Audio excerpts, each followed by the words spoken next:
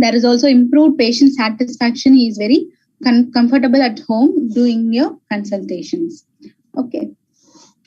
So now coming to the next advancement, automation. So we are trying to automatize everything, automation in every aspects of anesthesia.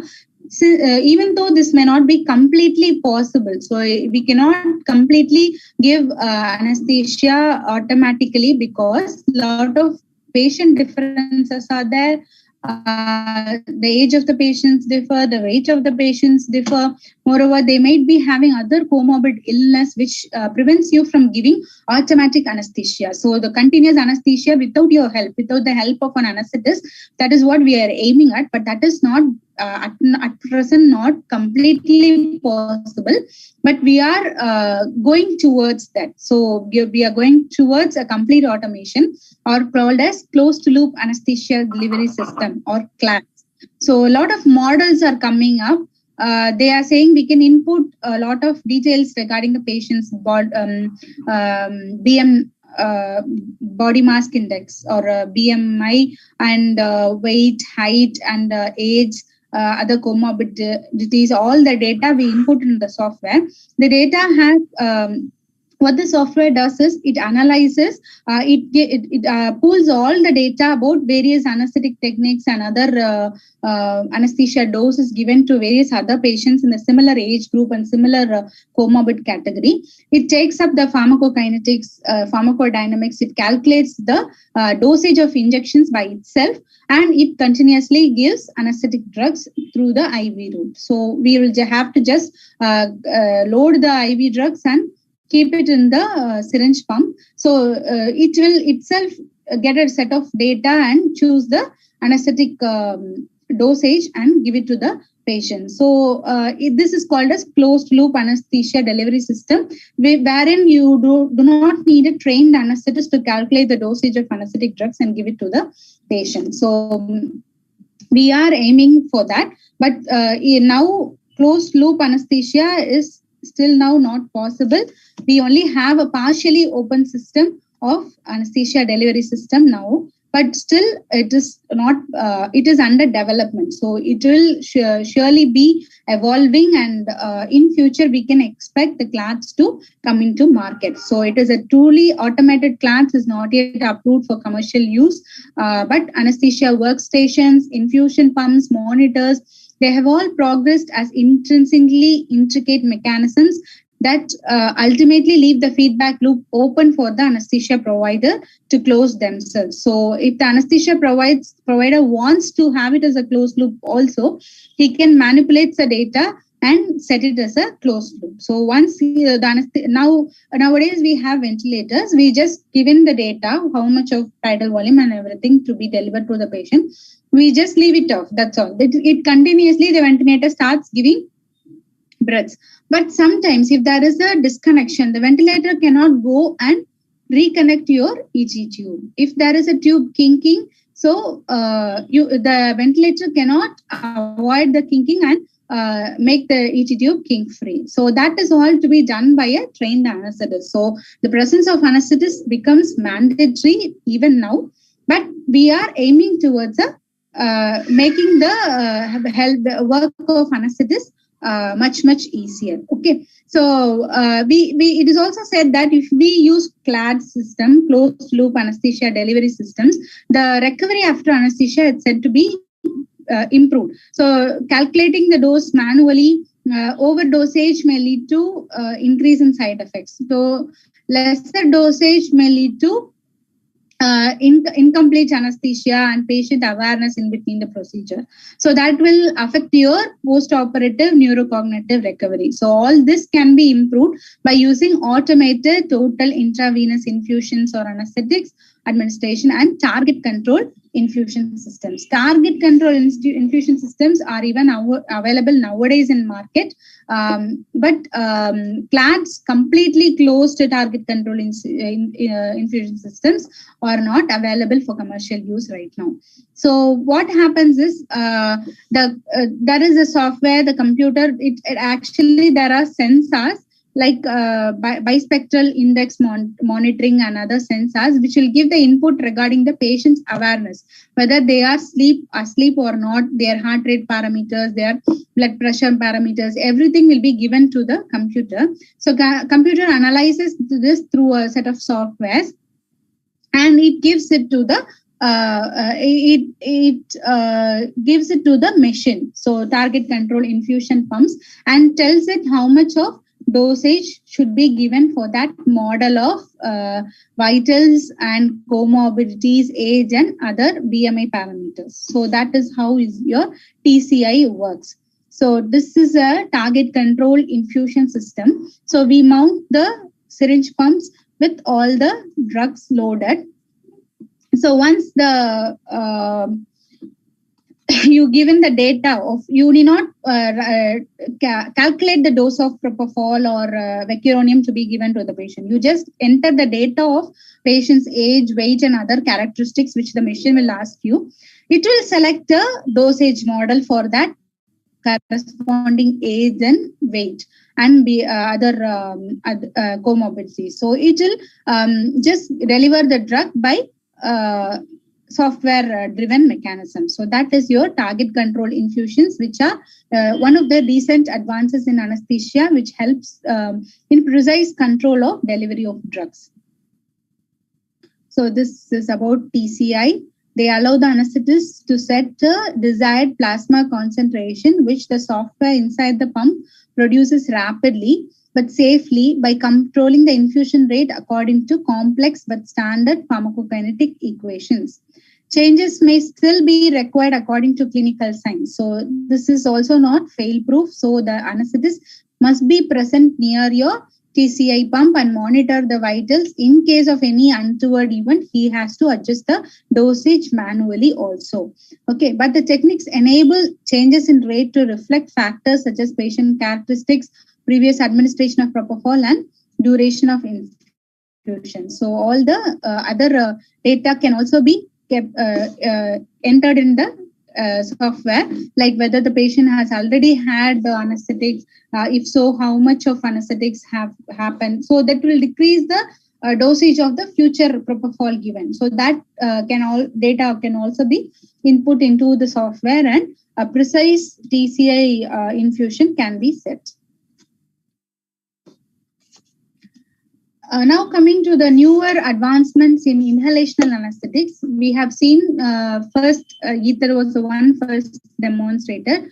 From then we had a lot of gases like chloroform, cyclopropane, and methoxyfluorine, so enfluorine. So all these gases were discovered. But what are now in common use, commercially used, is one sevoflurane, isoflurane, desflurane, and halothane. So halothane, even now halothane has become a little bit outdated. So most of us use sevoflurane, isoflurane, and desflurane is now being popularized. It is now used in many centers.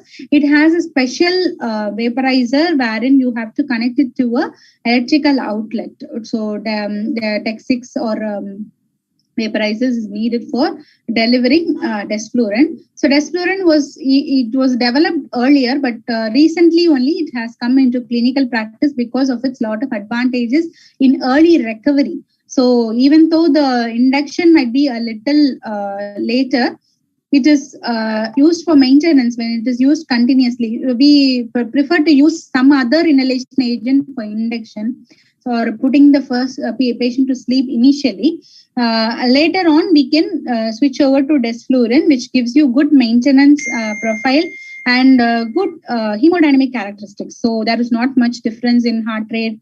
Fluctuations in BP is also avoided. So there is precise control of depth of anesthesia also, and the patient recovers very rapidly. So that is the advantage of desflurane. It has made it popular in clinical use nowadays. Next, xenon is being investigated for use as an inhalational anesthetics due to a lot of other advantages, but it is quite not cost effective. That is why we are still not having it in market. So xenon is an inert gas which has anesthetic properties, but until recently, its cost has been prohibitive. It exhibits faster onset of action and recovery than any volatile agent.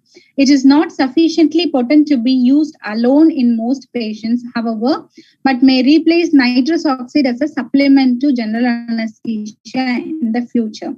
So it has analgesic properties, it is less soluble, and it is not a greenhouse gas. So that is what is the most important advantage of using xenon, because greenhouse gas and nitrous oxide is a greenhouse gas. So our operation room is a polluting environment which contributes to your nitrous oxide to the atmosphere. So this atmospheric nitrous oxide is a greenhouse gas. Like our AC emissions, refrigerator emissions and everything. So this is going to cause problems in our environment. So we want to use a greenhouse gas, so which will not pollute our environment much. Plus nitrous oxide also is said to cause other toxic effects in the human beings also. When we chronically inhale nitrous oxide, it is said that we will have B12 deficiency, vitamin deficiency. There is risk of megaloblastic anemia in us. It is even said it might be carcinogenic, not yet proven. And especially we want to avoid use of nitrous oxide when we have pregnant mothers inside. So most of the time when the anesthesia technicians or the anesthetist itself who are pregnant, we avoid them to come into a OT when the patient is being given a GA. So if they get exposed to nitrous oxide too much, they might have problems in the fetus. So it might be teratogenic. That is what they say. So these other disadvantages can be overcome if xenon comes into market. Okay. Then in opioids, so first in the inhalation agents, we saw desflurane and xenon are becoming popular. In opioids, remifentanil is now becoming popular. It is in use in abroad, but India not widely available in the market. It is a very potent opioid. It is good in the sense it has a very short half-life. So duration of action is going to be very small. Our fentanyl also has a shorter half-life compared to morphine or other pethidine and pentazocine, tramadol. For fentanyl has a little bit shorter half-life. Even then, the time taken to recover from your fentanyl sedation is still higher compared to remifentanil. So it is once you stop the infusion, immediately the patient will be free of this drug, and the lesser sedation effect happens. So respiratory depression is also low with remifentanil. So it is being widely used in market. So next is your inventions in the field of local anesthesia. So ropivacaine, levobupivacaine, they were all invented even before the recent times, but coming into commercial use is only in the 2-3 years I have seen, because ropivacaine, it has a longer half-life, so it has prolonged analgesia compared to bupivacaine. Moreover, the motor blockade is not much with ropivacaine, so the patient will be immediately able to walk or move his limb after the surgery. So even during surgery, the motor blockade may not be much. So that advantage helps us in a lot of walking epidurals and surgery, for daycare surgery especially. So profound analgesia and with less motor blockade. So such kind of surgeries, if we want, we can go for ropivacaine. So this is a newer local anesthetic which is structurally similar to bupivacaine. Bupivacaine is a racemic mixture. It has an R and an S mixture. So only the pure S isomer we are isolating. So the most important advantage of ropivacaine is that it does not have as much cardiovascular toxicity compared to its racemic bupivacaine. So if you inject even 0.5 ml of bupivacaine IV by accident into the vein or the artery, so there are chances that the patient will go for arrhythmia and cardiac arrest. But ropivacaine, even large doses have not caused such reactions when given accidental intravascular injections. So that is what it is popularized the use of ropivacaine nowadays. And sedatives. So remimazolam, it is a novel drug which is coming up. It is yet to be coming into full commercial use. This is said that this also has various advantages of shorter duration of action. So immediately the patient will come out of the effect of sedative. So you give it by infusion. So once you stop the infusion, the patient will come out of the effect of the drug. So that is making it more popular for use. So when choosing benzodiazepine for procedural sedation, it has more pharmacological advantages. It is superior to midazolam. Midazolam itself is short acting. Say it acts for less than 1 to 2 hours only. But even more short acting is your remimazolam. Next, in the reversal drugs. Reversal, commonly what we give is neostigmine. We add it with an anticholinergic drug like glycopyrrolate or atropine. But recently, Sugamadex, this is a gamma cyclodextrin drug, which is a selective relaxin binding agent, which is able to reverse a neuromuscular blockade induced by especially vecuronium and rocuronium. So this has helped us to overcome the dependence on succinylcholine alone in difficult airway situations. So why do we prefer to give succinylcholine is that it is short acting. So it has a faster onset of action also. So if it is in the patient is going to have a difficult airway, we are not able to intubate the patient. So in such times, if we give succinylcholine, the effect of succinylcholine will wear off sooner. So even if we are not able to intubate, the patient will be awake by himself and breathe by himself. That is the concept of using succinylcholine in difficult airway. But what vecuronium, why do we not use vecuronium, atracurium or rocuronium in difficult airway is it takes time to come out of these drugs. So vecuronium loading dose, it will take 1 to 1.5 hours to come out of the drug. And rocuronium also 15 to 20 minutes to come out of the drug. Atracurium also same profile. So if we give Sugamadex, we can immediately reverse the effect of at least vecuronium and rocuronium. So that is why we have this Sugamadex, which can be given immediately after giving a rocuronium, which has a faster onset of action. So vecuronium has a delayed onset. It takes 1 to 2 minutes. So we do not know how much Sugamadex is useful in vecuronium. But if we give rocuronium, we can immediately reverse the effect by, in case if we are not able to intubate, we can give Sugamadex and reverse the effect of rocuronium. So the patient will be breathing by himself. So this is the advantage why we are trying to promote this drug. So we can avoid the use of succinylcholine because succinylcholine has a lot of other disadvantages. It has a lot of contraindications. You cannot use it in all the patients. It is to be avoided in patients with burns and another neuromuscular disorders. It has to be avoided, especially in patients who are genetically not having sufficient cholinesterase levels. Also, we have to avoid these drugs. So we are trying to come up with a solution for using, not using succinylcholine, that is your Sugamadex. So the mechanism of action differs from the other commonly used reversal agents. It actually binds to the drug and selectively inhibits it. Okay. Next, in the drugs, we have seen what are the new inventions. Now, coming to the airway devices, most of the airway devices newly invented are in the form of supraglottic airway devices or SADs, LMAs, and video display units. By video assistance itself, we can intubate the patient. In case we are not able to intubate by a normal conventional direct laryngoscopy, we can intubate by using video laryngoscope. So that is the importance of these devices. So they will be used actually easier to use technically, and they allow us to do a easy and fast insertion. So they are also easily sterilizable, reusable versions are all coming up. They allow controlled ventilation also.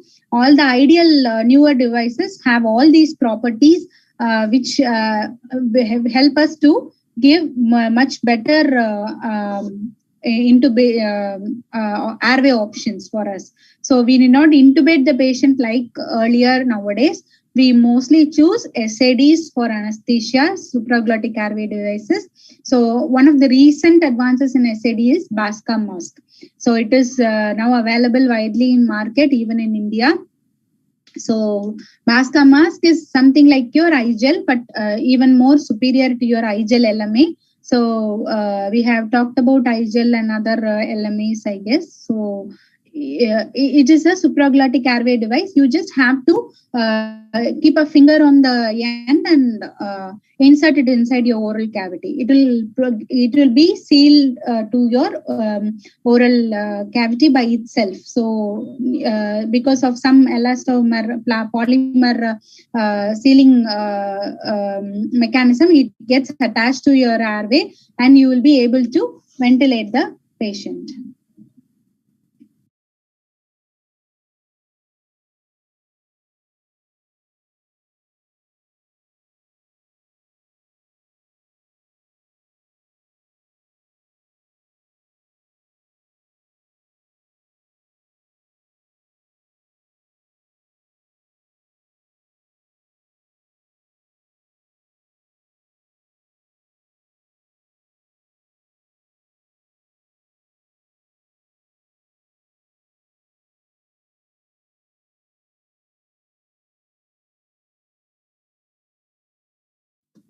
Okay, I'm sorry for the delay.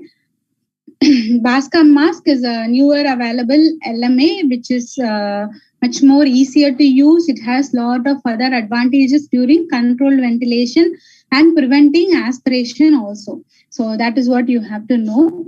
Coming to the video laryngoscopes, lot of advance in video laryngoscopes and tubes, endotracheal tubes used for video laryngoscopy are all coming up. It's an evolving field. Lot of other advances are available in the field of video laryngoscopy.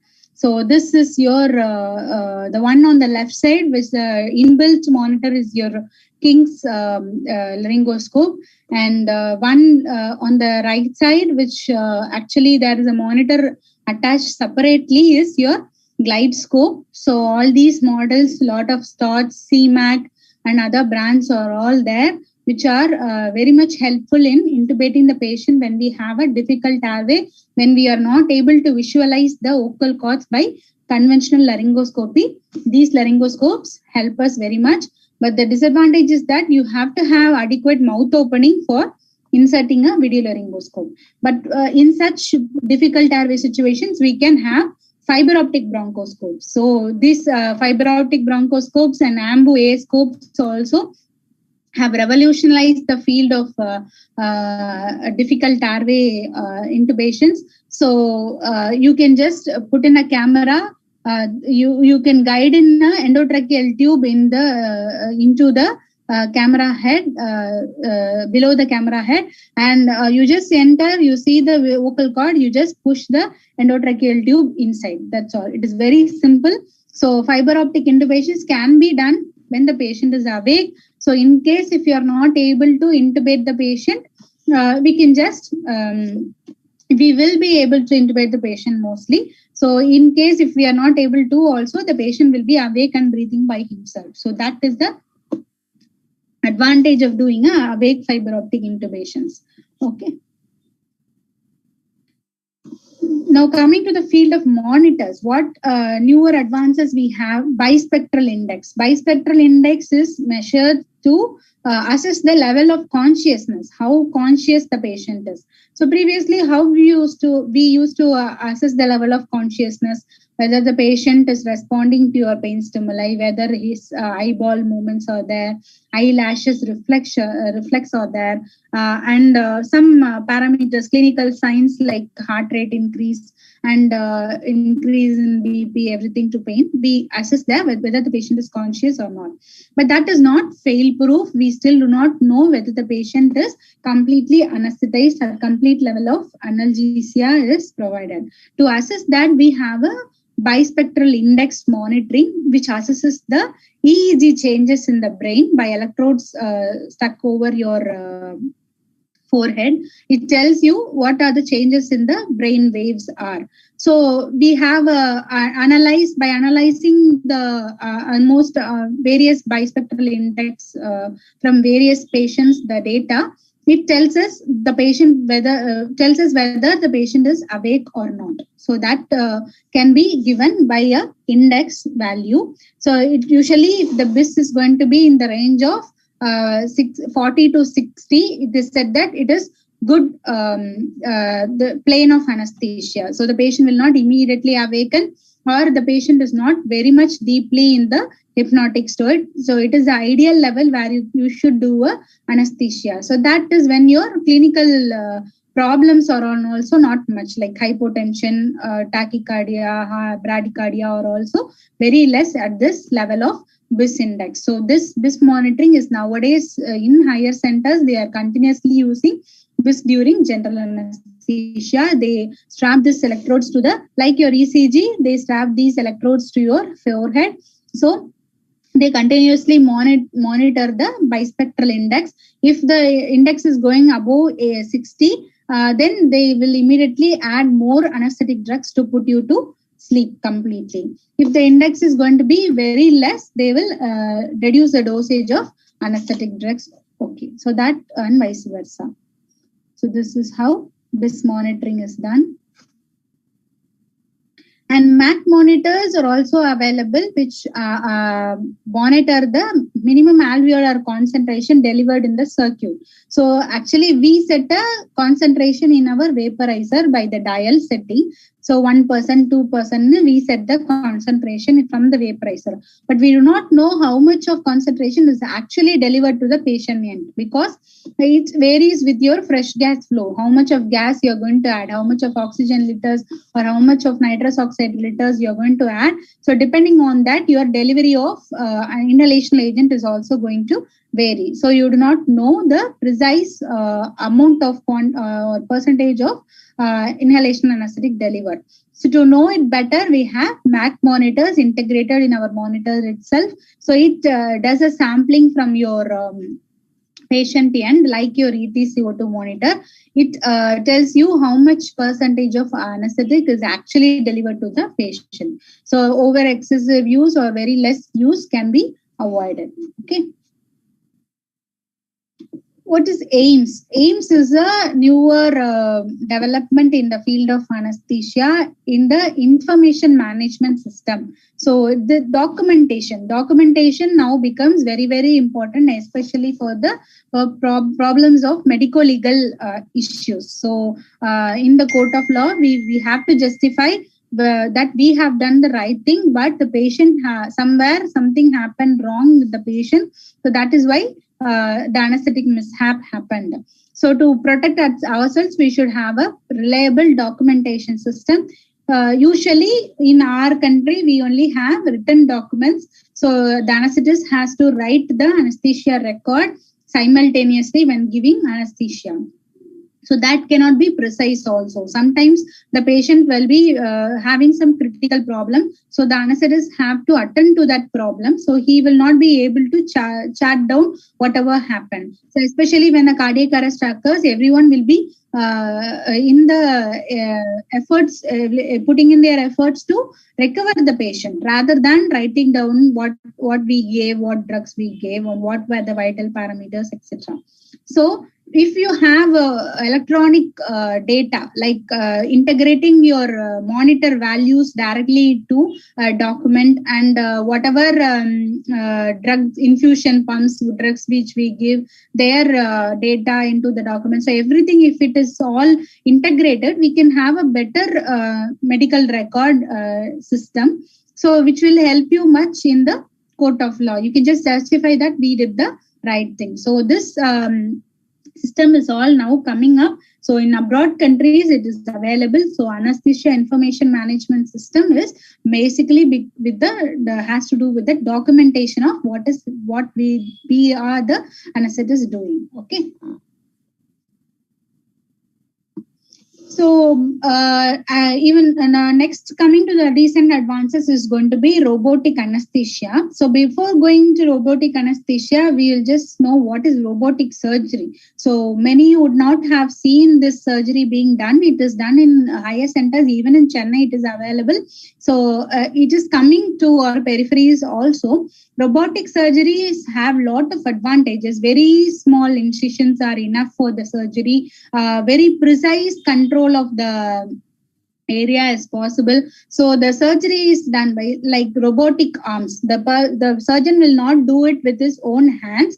The surgery is done by robotic arms, like your laparoscopic surgery, but it is even more advanced. You can see that a lot of robotic arms are going into your, like what you see in a Spider-Man movie. So everything is going to the abdomen of the patient, and the surgeon will just manipulate from outside. So he'll touch a few knobs like a joystick or something, and it is not exactly like a joystick. He just moves the things from the outside and controls the movement of instruments inside the robotic arm. So that is much advanced. It has lots of other advantages in compared to even laparoscopic surgery. So open surgery விட laparoscopic surgeryல நிறைய advantages இருக்கு. Robotic surgeryல even நிறைய advantages are there. But anesthetics point of view, there are a lot of issues for us because of these robotic surgeries. We do not have much space to stand even. So any problem, immediately attending to the patient, resuscitating the patient will be difficult. So the space management becomes difficult. The next is the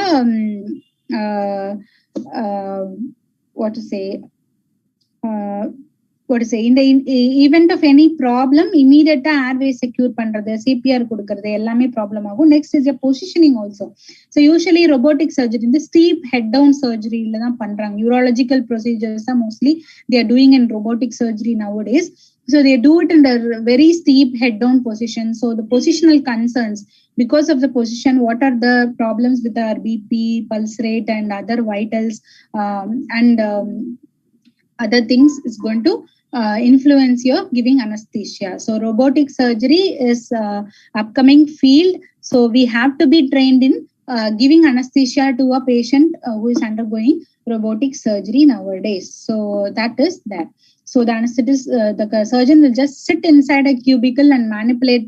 He can either stand like near the robotic arm, manipulate things, or he will just sit inside the console and manipulate things with his hands, where the surgery will be done at a remote place, a little away from the surgeon. But the anesthetist will be there near the patient. So that is that. So, but he will not have much space to provide things. Okay. So this is a robotic ENT surgery being done. You can just see the robotic arm is inside the oral cavity. Or a dental procedure is also now done under robotic procedure. Okay, so this is how a robotic surgery is being done. So having seen what is robotic surgery, you can now understand what we can do in robotic anesthesia. What robotic anesthesia helps us is mainly to secure the airway easily. So in case if we are not able to pass in a endotracheal tube, this robotic anesthesia might help us, because a very small space it is the robotic arm is going to go in, the laryngoscope is going to manipulate and do.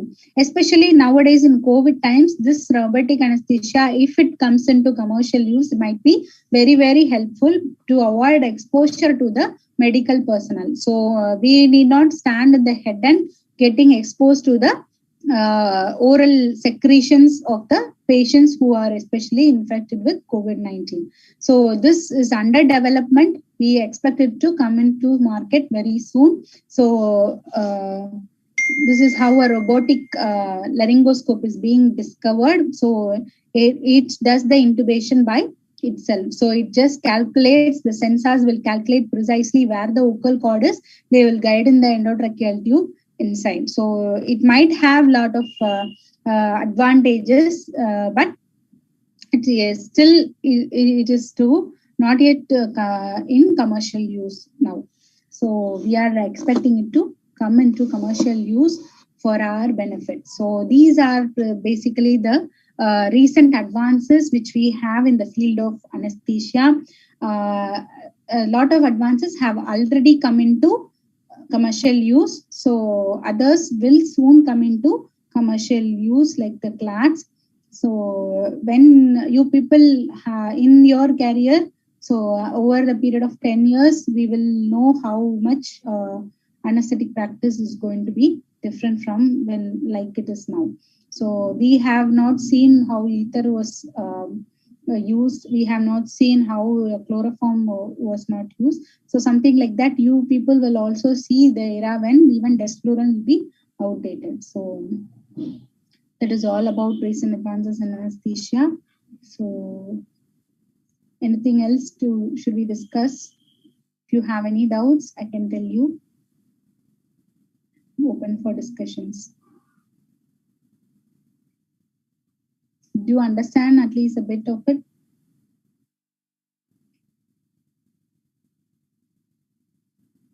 Yes.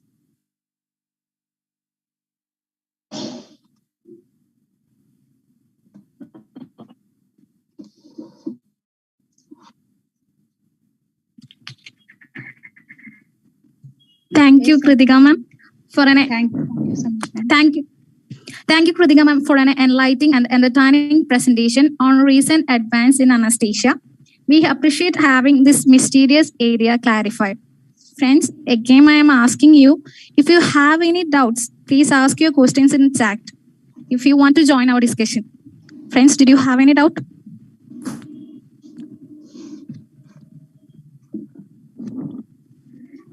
Seems like no one have any doubt. Ma'am, I think your class was so clear for everyone. Thank you, ma'am. It's you not yet familiar with this topic, right? So that is why you don't have much doubts right now. So it was anyway very good speaking to you all today. So thank you so much for giving me this opportunity to speak the webinar. Thank you so much. Thank you, ma'am. Thank you so much. Okay, it's time to wind up our section. May I now request Amudha ma'am to propose vote of thanks.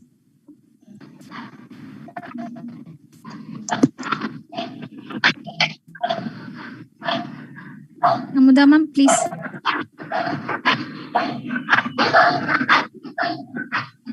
Honorable Chief Guest, Dr. K. Kritika ma'am, principals and HODs, faculties, students, and all other participants. Good evening to everyone present here.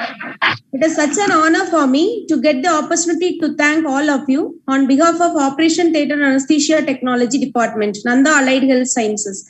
I would like to express my gratitude to all esteemed delegates of this webinar for their presence and contribution to make webinar a great success.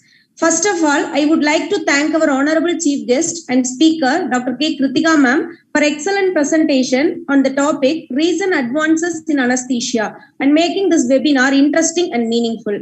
I extend a special thanks to Dr. Manivannan sir, Principal, Nanda Allied Health Sciences, for providing immense support to make this webinar successful. I also extend my special thanks to HODs, faculties, and students who gave sincere support for making the webinar a very successful even in a pandemic period. At last but not least, I thank all participants for their active participation. Once again, thank you all for your gracious presence and making webinar a great success. Thank you. Thank you so much. Thank you, Amudha ma'am. On behalf of Nanda Allied Health Sciences, thank you for joining us today. We hope you found this information and dialogue valuable in your career and you can make the difference. Thank you, friends, and bye-bye. Once again, I thank all the directors of Nanda Allied Health Science for such a webinar. Thank you, Kritika ma'am, too. Thank you.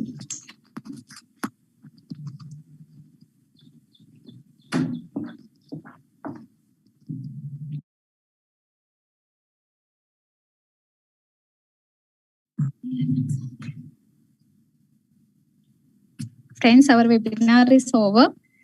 We can leave.